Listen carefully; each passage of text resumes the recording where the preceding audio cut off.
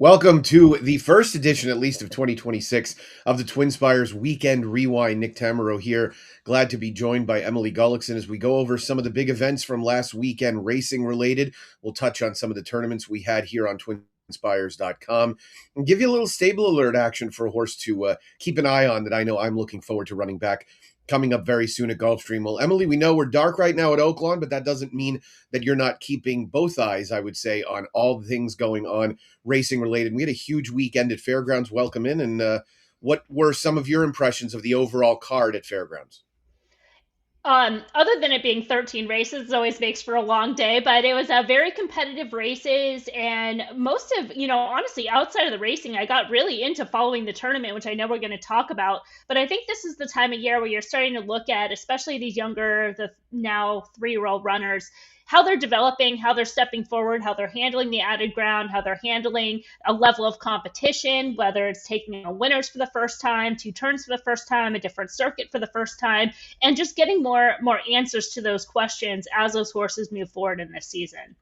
Yeah, very much so. And we're going to dig right into it by starting with the Silver Bullet Day. That was the next step in the series that began with the Untappable at Fairgrounds back in December. And this race was won by Taken by the Wind, Emily. But I think what's key, and we're watching the replay, really are the opening 2 furlongs of this race. And you'll see coming out of the gate, I think Brian Hernandez Jr., I don't want to say he was intent on the lead, but boy, when he got a look to the left and to the right briefly with his peripheral vision coming out of the gate, and he realized nobody wants to go, he certainly took full advantage of it. And boy, did she take advantage of a soft pace in here. 25-3. Those ears are absolutely forward as they straighten away for the run down the backstretch. She could not have been going any easier in here.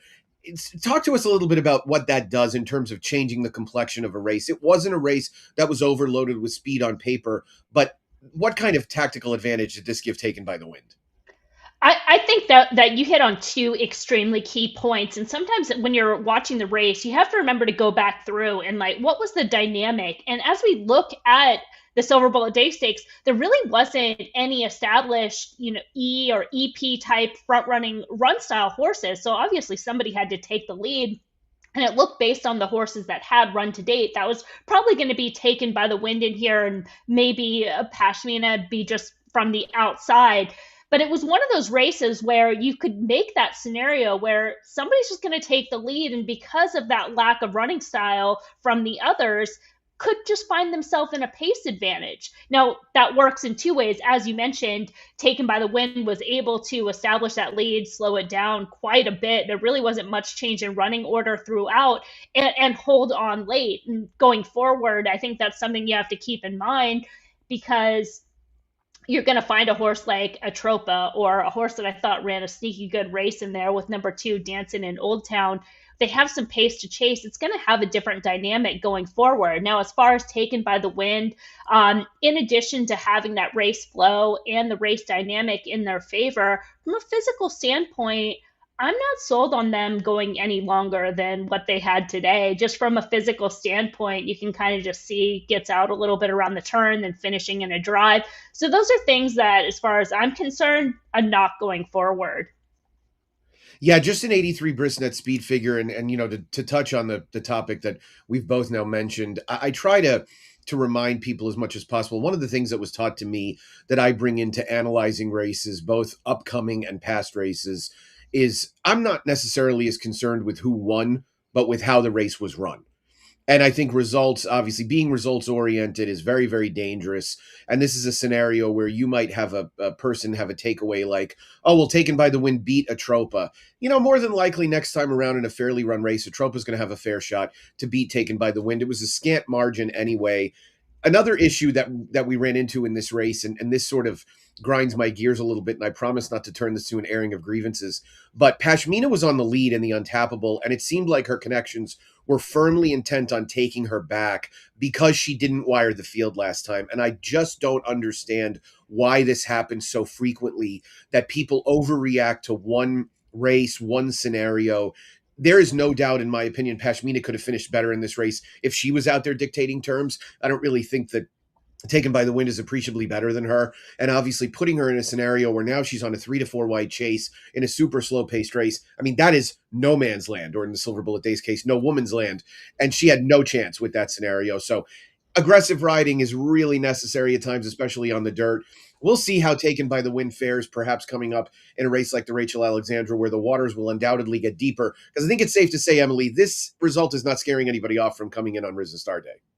No, absolutely not. And I think, kind of to your point, if they put the horses in the gate and just things were slightly different, we might even see a different result or a different dynamic. So obviously that'll change the next time they come around. Even if you put these exact same horses in with the exact same post position, you're unlikely to see the same result twice. And again, I'll just give a mention to Dancing in Old Town. Just one to go back and get a look at. It's another horse that doesn't have the best gait issues, and certainly not on this day, losing their footing coming out of the gate, stumbling, and then having to make a move against that race flow. So something to follow going forward. Yeah, feels like these 6 horses, if you ran this race 100 times, you can get a wide variety of results. And I think this result spoke to that. Well, the centerpiece of Saturday's action was race 13, the Lecomte, which was run under the lights as the last race on that program, where a big thank you to the wagering public handle was outstanding, one of the best days in the history of fairgrounds. And what we saw in the Lecomte, Emily, was mainly a grouping of horses that had broken their maidens recently, along with the 1-2 finishers, 1-3 finishers, I should say, from the gun runner back in December. That was Chip Honcho and Crown the Buckeye. But it was Golden Tempo who ultimately got the job done.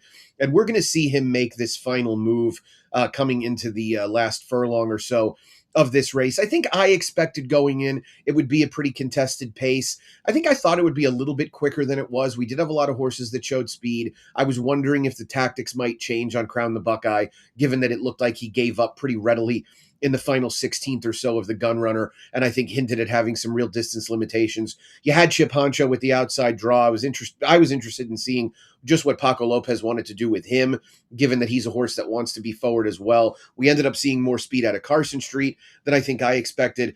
I guess the questions with Golden Tempo, this was a race that garnered an 88 Brisnet speed figure all in all. Did you expect this type of effort from Golden Tempo coming off the one sprint race where he came from the backfield? And what are your general impressions of him coming out of it? I think Golden Tempo, I mean, obviously they showed it here in a horse just in their second start that had a lot of obstacles in their way as far as going 2 turns first time, taking on winners for the first time, graded stakes company for the first time. You have to really have some ability and have some talent and have a level of class, which they did show. And on debut, he did show a level of class as well. He ended up breaking slow, made contact with the gate, made that inside out move, and then a strong closing run in a race that I thought was a pretty strong race going back to December 20th at the fairgrounds. And this effort, like I mentioned, had those hurdles to overcome. He did break a little bit slow again. And the race shape, and I wanted to really kind of get your impression of it because it was a unique race shape. You can see that opening quarter is almost 24, then they picked it up for the second quarter, and they slowed it down for the third, and then they're all kind of in a drive late, which can be tricky, especially when it's getting later. You're racing under the lights. That's another thing that they're doing new for the first time. Things like that. But overall, his effort, when I was watching this live, I actually called him the winner at the 3/4 pole because I just was watching. He made this move and the way the other horse is. You mentioned Paco Lopez. He's kind of looking over his shoulder while he's wide on the lead. A lot of talent on Golden Tempo. Now, as far as the speed figure, I don't necessarily mind, given that race shape, given those hurdles coming in, a lightly raced type that seems to have some ability. He definitely has to get faster, but he's on the right path in order to do so. Yeah, I don't have any argument with that assessment at all. I think it's very fair to say. I think it's also safe to say at this point, this horse has some class to him. Obviously, he's a beautifully bred, Phipps stable homebred by Curlin out of the mare Carumba, who was most accomplished on the turf throughout her career. Some of you might remember Larry Comas calling her name and rolling those R's. I remember it vividly throughout her career. She was not really accomplished on the dirt. Her damage was done on the turf, but Golden Tempo is clearly a horse that got probably a little more Curlin in him. But distance, it's distance over distance. So, I mean, the more ground, the better likely for this colt. I didn't think his stablemate Mesquite ran badly. He's getting up for second, as you can see in the still shot. He went wider throughout, whereas Golden Tempo was able to kind of work his way between horses. I don't want to say he saved ground. I think it was a scenario where Jose was looking for the shortest path home, and the horse was willing to do it. And you and I both know that's not really the easiest thing for a horse in their second career start, to come from back there, work his way in and out, dive back inside, still finish up. I think for the most part, race shape was sort of the classic, average early, fast mid, slow late. And I think that's going to happen when you have horses stretching out for the first time. So it's a step along the way. What I really am hopeful of is that we see this horse twice more before the Derby. I hope they go the full route in New Orleans rather than skipping one. I haven't seen what the plans are, but I think he really would benefit from having two more runs over distances like a mile and an eighth and a mile and 3/16. Cherie DeVaux is based in New Orleans for the winter, so I would assume that he'll probably run in at least one. I'd prefer both, because I think he's a horse that, even with that level of foundation, we'd still be going into the Derby talking about a horse with 4 starts. And he was obviously a late developing runner. The more running to me before the Derby, the better. I agree with that. And that's something I hadn't heard of. And as soon as you said it, I was like, oh my God, yes, exactly. That's what I want to see. And then that really backs up sort of what I'm seeing with this horse, and watching him is a horse, like you said, got that later start. Maybe they just wanted to wait till they could get him around 2 turns and then develop. But and even to kind of backbone on those speed figures, he's kind of a horse that takes care of himself. He doesn't do, doesn't have to do too much or run that big flashy race, which could set up for what you're describing, getting those 2 extra preps and then coming in just with that peak effort in a 5th start, developing, maturing, getting fit. And he's very classy, as you mentioned. He has that solid pedigree, and it looks as an individual. I think sometimes you can get caught up in the pedigree so much that you don't have your eye on the horse. But looking at the horse, I mean, from a physical standpoint, he's what catches my eye. We all kind of have a type, and he's mine. I mean, he looks a very classy, classic racehorse build. Yeah, no question about it. And obviously, showing what he did in terms of potential is huge. And we're going to want to see that as much as we possibly can. So he certainly vaults up the leaderboard for the Derby, and we'll hopefully see him in the Risen Star coming up in a few weeks. As you mentioned, from a speed figure perspective, and as somebody who made speed figures for a long time, horses like Golden Tempo really can't run all that fast. Right, their style takes them out of that, unless he develops a lot more tactical speed that helps him really get involved in some of the early running in races. He's never really going to be able to run that flashy figure. Perhaps later in his career he could, perhaps even later in his 3-year-old season. But as of right now, being that one-run closing type, it will always be difficult for him. Well, one race before the Lecomte, we saw the Louisiana, which brought back Just a Touch, who was coming in off a layoff for Brad Cox. He was facing an upstart group of horses that included Accelerize, among others, that looked like they had potential, and potentially a real graded stakes, grade 1, grade 2 type potential down the line. Just a Touch broke from the far outside here, Emily, and we're going to see he hopped at the start. That obviously put him a little bit up against it. He's a horse that wants to be a little bit more engaged. This race, I'm interested in hearing what you have to say all in all about it. It was a little bit of a case where I want to say Irad Ortiz Jr. probably thought he had more under him on Just a Touch than he did. And this isn't the first time that's happened with this horse. He's lost some races at really short prices when he was supposed to win. The problem I have is that I had heard a little bit last year about Lasix being an issue for him. He was getting it this time around. He got beat on the square. I know he went wide. He didn't break that great. These are horses he was supposed to beat, and I think I'm officially out on Just a Touch. Yeah, and I mean, you could say just as much as Accelerize winning was Just a Touch losing, because Just a Touch, despite having that bad break and then ended up chasing wide, which isn't ideal, he still took the lead in the lane. And I don't think it was really a matter of him getting tired. He just kind of he's one paced, and he gets next to the other horse, and he just doesn't show what we'll use as a keyword in optics and many trip note takers is grit, or a horse hangs. And as we're going to watch the stretch drive, we can kind of, I'll get another chance to watch that again. But that's kind of what it looks like to me. He's got the measure on Accelerize, who's been under a ride from start to finish. He had some contact at the break and had to use for position. He's under a ride, flips leads here. Just a touch, gets slightly in front of him and has that momentum on the outside. And they really have to get after Accelerize, who's on that left lead. And right here, you just kind of see Just a Touch go, okay, it's your race. I'm good with holding second and just barely so with those three across the wire. So I think it's one of those kind of standpoints that both horses, one needed to lose in order for the other one to win.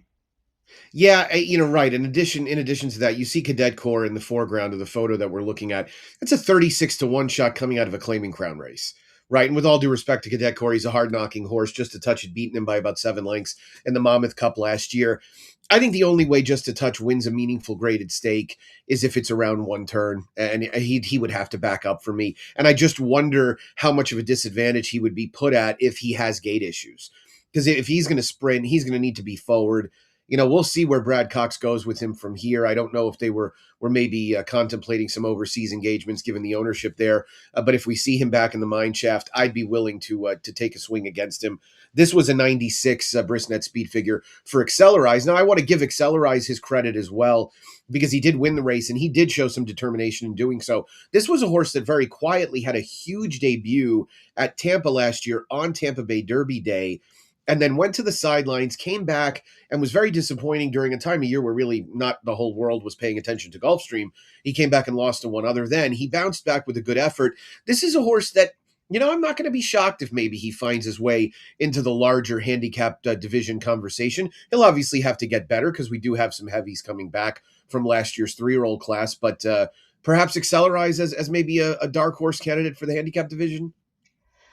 I'm not quite sold on that, and if anything, it's for distance. Because the other thing to mention with Accelerize, while being a lightly raced type, this was his first time around 2 turns and flipping leads down on the inside, and again another horse on his outside, maybe a different horse passes him in there. So I think he's still going to have to show a little bit more stamina this race at a mile and a 16th, and we know those classic races 9-10 furlongs.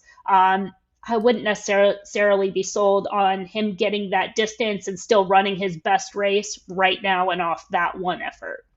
Makes for a long campaign too when you get started in January and you're still trying to keep it going in the summer when some of those, again, the heavy heads in the division are back. Another undercard race on this Lecomte program was the Colonel E.R. Bradley that went long on the turf. That's in the series, of course, that culminates with the Mervyn Muniz on Louisiana Derby Day, which will be on Saturday, March 21st. And the Colonel E.R. Bradley had some alums coming back from the Diliberto in December that kicked off this series of races. It was ultimately won by Capuna. We're going to take a look at that Colonel E.R. Bradley now. Capuna was breaking from the rail in this field of 11. And what we saw in here, Emily, was a pretty solid pace. It looked on paper like there would be some hitting, and it developed. It's always nice when that happens. I know I've dealt with the alternative far too often. And Capuna really made, what I would say, not always the greatest winning type move at Fairgrounds. It was a big, sustained, wide move around the second turn, and he ended up going on with it. This is a horse that Norm Cassie got into his barn late in 2025 and has really done a great job with so far. We've seen him now come back off of that $100,000 claim in September with 3 turf races, a runner-up in the Diliberto, a win in the Colonel E.R. Bradley, and a win in a really salty allowance race. There must have been something with this horse that Norm saw that prior trainer Brett Calhoun never did because he hadn't run him on turf at all. He's clearly a pretty nice turf horse and looks like one that will at least contend with the best of what this division has to offer in New Orleans. Well, I'll touch on that one thing. They did try him on the turf once. It was back at Keeneland in 2023, early on in their sophomore season, 4-year-old season. And even though the horse finished 4th, he ran a speed figure that was as fast as their dirt number. So it just might have been kind of where they were placed at that time. But he's been able to continue his form. And yeah, as you mentioned, those two things, right? He breaks from the rail, then has a wide trip throughout. And kind of what seems like the number 4, Leonatus, who ended up going off as a 3-issue favorite, another horse that just wasn't able to save ground in there. And also just in terms of timing, I'm not necessarily sold that was kind of their best timing coming into that race with those two double layoff lines. But Capuna had a great trip, and as you mentioned, it was an honest pace. Those horses pretty much were able to run their race up front, then try to get cute. There's no real subtle in running trips. I'm going to have to kind of go back through. But the one thing that I did mention or want to mention is number 3. I'd rather be blessed. A horse that was coming in off the win in the Delberto Memorial Stakes.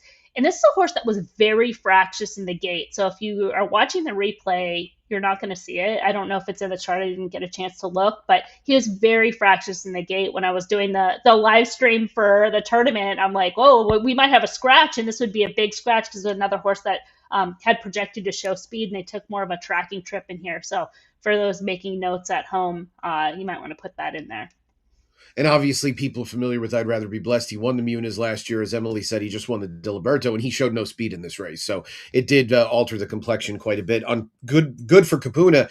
It didn't hurt his chances. And yes, thank you for mentioning he had run once before on the turf and obviously needed to get another opportunity to do so. So good work by Norm to get him to the turf and earn a stakes win here. Well, that's it for the fairgrounds action. Let's take a look at another 3-year-old event that took place at Turfway on Saturday night. It was the Leonatus, and this actually brought together a pretty nice field of horses, typical of what you would see in a Turfway 3-year-old prep. We had some turf horses, we had some locals, and we had Street Beast, who had shown some real ability as a 2-year-old last year, scored a very, very impressive win at Kentucky Downs for Ben Colebrook. Came into this race off the layoff, Emily, last seen in the Breeders' Cup. And what I love about this ride, and anybody who's listened to me over the years, Luan Machado really took all of the mystery out. He made it clear to his rivals that if you're going to beat me, you're going to have to catch me. And he was the quickest horse on paper early. He went to the lead. I thought he set a pretty measured pace. I don't think it was overly fast. I don't think he got away with murder by any means. And I like this effort. I don't know if this horse has any ability whatsoever on dirt, but what I do know is that the road to the Jeff Ruby Stakes goes through him.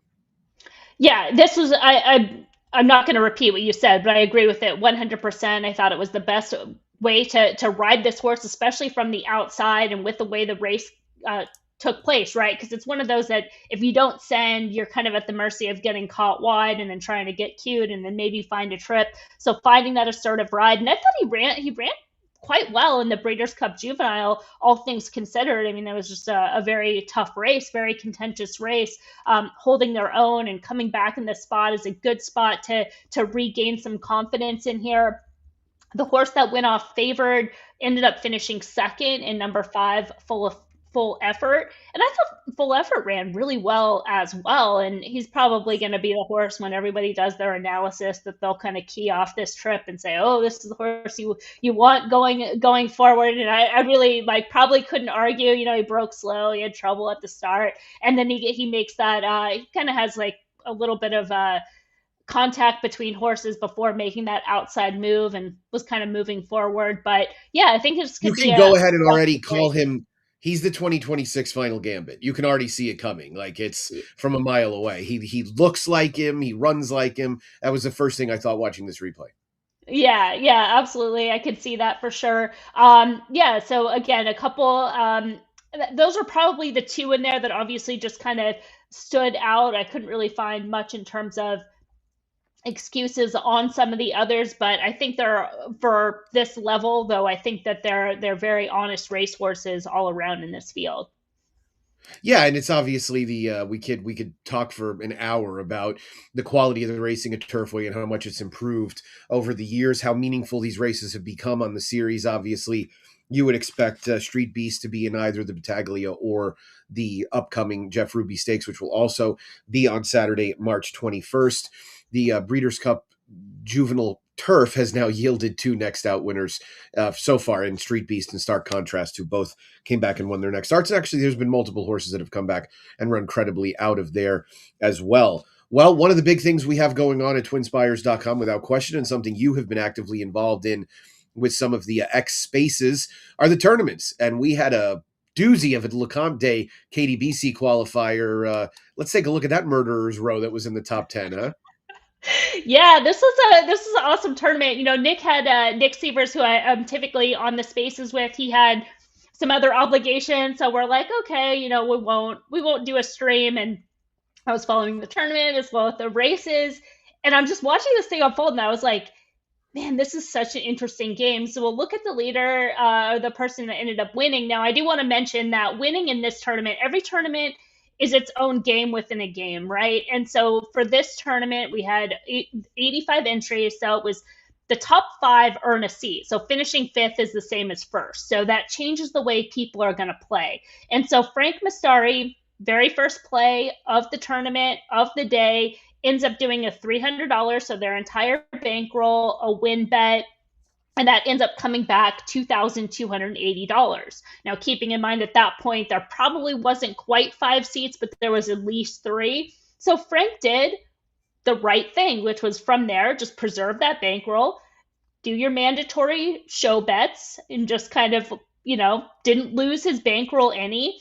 And then you could see the race 13 try again. He just needed to make a minimum bet, so he bet a trifecta that would certainly catapult him forward. But at the same time, had a good lead going into race 13. I started streaming at race 11 because at that point there really hadn't been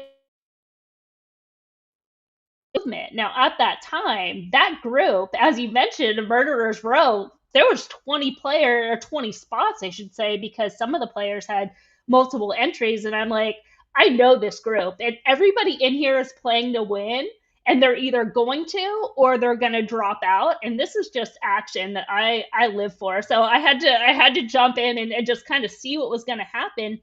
Because as I mentioned, going into I think race 10 it was, Frank still had the lead.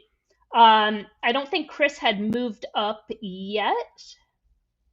No, he moved up in race 9. So Chris Larmy moved up in race 9 to 1500, and then there was a couple players that had 1300, and then fifth place was at about 970.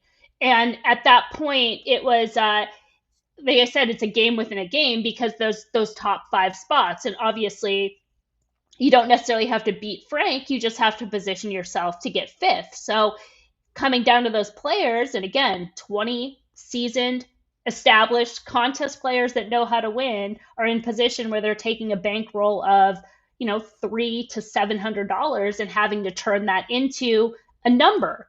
And that's where being a good contest player comes into play, because you have to figure out what is that number going to be at that point. So at around race 12, no one was really moving. Chris had moved up to 1500. Howard had moved up early on in the day as well. We can put Howard's wagers up there. You can see his wager early on that he was just kind of holding position. And again, holding position kind of in a tough spot at around 1300, especially thinking, okay, these players that are below me are probably thinking 1500. He had to make a decision of how he was going to manage his bankroll at that point in time. The two players that ended up, so I had mentioned Chris Larmy had moved up to 1500. Howard had moved up early and was preserving his bankroll. But the two players that were not in that top 10 at that point was Edward D and Tony Joe. And both those players that were ones that Chris Couples, shout out Chris Couples, who came on, kept me company during the stream, and also shout out Chris Couples, who maybe would have won the cash game, but didn't put all his mandatories in. So he walks with $400 cash on that, might have won that tournament. Again, these are two players that are extremely dangerous, and they figured out what they needed to do in order to win. So we can look at Tony's bets right there. Tony he had two entries that had the same bankroll, and so he played the same on both. We're just going to look at this one entry, but I'll tell you about the other one. Is he ended up keying the 5 in exactas, but extremely structured and well managed. Just let the math do the work. Each one of those combinations, would they hit, would have moved him up into the top 5. I think except for, I think that 5-2 combination would have been a little short. I think that would have been about 1,000. But most of his combinations were getting him in that $1,400 to $1,700 range, and he just needed one of them to hit. And again, he had his other entry that had another three combinations covered with horses and moves up into that second spot. We can get a look at Edward D's play. Extremely similar. He had just bet show bets throughout the day, conserved his bankroll, waited to make that move, knew the number that he needed to hit, and played exactas. Similar to Tony, just they're just written different for the same amount. Playing a $303 exacta, five with seven, five with eight, five with 10, and that connecting for 1369.90 and moving up. So this was a really fun game, to cover. Extremely competitive. We've seen just so many different ways for these players to establish themselves on the leaderboard, and this was a really fun one, especially in those late races, watching these top players do their thing. Yeah, without question. And obviously, a number of good opportunities exist on TwinSpires.com. We've got another event coming up on Sunday that's a KDBC qualifier. There's also a Southwest Day event as well. And you can follow Emily live on X Spaces going over TwinSpires tournaments on a regular basis. So that gives people a good opportunity to sort of understand how these things work, right? Yes, exactly. And that's the point. And in fact, we're going to take it one step further and work on putting together a TwinSpires tournament handle. So if you're following me and following TwinSpires, we'll have that send out that TwinSpires tournament link. So try to keep all the action on there and for spaces. And hopefully that'll help just as far as connection issues, because that is the one downside to spaces is you're kind of at the mercy of if they drop you, and you just have to start back up. So we're hoping having everything in that one quote unquote spaces, no pun intended, will help out and putting the tournament action there. But to your point, is it really is bringing a point where people can learn from each other and learn how to play tournaments in really a space that there hasn't been much as far as player development. And it's again, I could go on and on about this tournament and talk about it for hours, and I've done so and will do so. I'll cover the one game on Sunday and Wednesday night as well with Nick Sievers. We'll be back. We'll cover both tournaments, the cash game and the feeder for the Sunday game Wednesday night at Turfway. Yeah, no question about it. This is a great way to learn a little bit about how the good players play, what makes them successful. One of the other features that we have at TwinSpires we're very proud of and encourage you to use is the stable alert function. And so I've got a stable alert horse for you that ran back on Sunday, January 11th in the nightcap at Gulfstream. Obviously, I cover Gulfstream on a daily basis for TwinSpires. And that was Naughty Nick's. He's a horse that had hinted at having some stakes caliber ability. He had run against Alpeland in the past. And what you're going to see with Naughty Nick's, who's in the blue along the rail here, the 8 horse. The surprising thing about this race is that there were 4 speed horses on paper and 2 of them from the barn of Mark Casse that really were asked for no speed whatsoever. What you're going to see with Naughty Nick's here, there's a rival to his outside that actually gets steadied out pretty hard on the outside. The thing that I wanted to draw attention to with Naughty Nick's, first of all, Corey Lannery gave him an excellent ride. No argument with that whatsoever. But he had no pace help in this race whatsoever. You're going to see Thousand Sticks just completely repel Hard Storm here. And Naughty Nick's is the only horse that's running on with energy whatsoever. Now, you would say to me, you're going to tell me about a horse that's going to be 2-1 or 5-2 in another allowance race. I wouldn't be shocked if we see this horse come back in a stakes race. And I wouldn't really take him too lightly if he goes into a stakes race, even if he faced the likes of a horse like Thousand Sticks. I know there are stakes coming up both at Gulfstream and Tampa for 3-year-olds on the turf. So drop Naughty Nick's into your stable alerts. Keep an eye on where he might show up again and maybe give him a chance to get the job done at a good price. A 3-year-old that's at least shown some ability on the turf. I also think more distance might be beneficial to him. We saw him run better at a mile and a 16th than he had previously at a mile. That will stay on the stories on the TwinSpires app so that you can go ahead and make that addition to your stable alert as well. Well, Emily, this has been great. I've very much enjoyed recapping the weekend with you, and I know you're eagerly awaiting the return of Oaklawn, not this coming weekend, but the one after.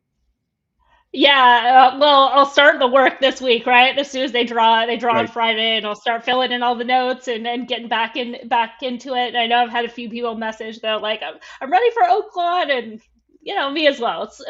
I think this is like the first time I've kind of had a break from putting out content, though I've been doing the tournament content. It's always a little bit different. So yeah, hopefully I come back fresh and it'll be interesting. We'll talk a little Oaklawn next week, but it's always different when you have that planned break and kind of looking at it in terms of two meets. That's some of the things I'm going to work on for next week's show is see if there's any trends that I can follow. If there's some barns that were kind of pointing for that first part of the meet, and then maybe kind of go up, go down, and then vice versa. Kind of starting a little bit slow, knowing hey, we'll get a start, then we're going to have a month, and then we're going to have to come back and go to 4 days a week all the way until that first weekend in May. So it'll be interesting to follow those type of trends that are a little bit newer as far as Oaklawn.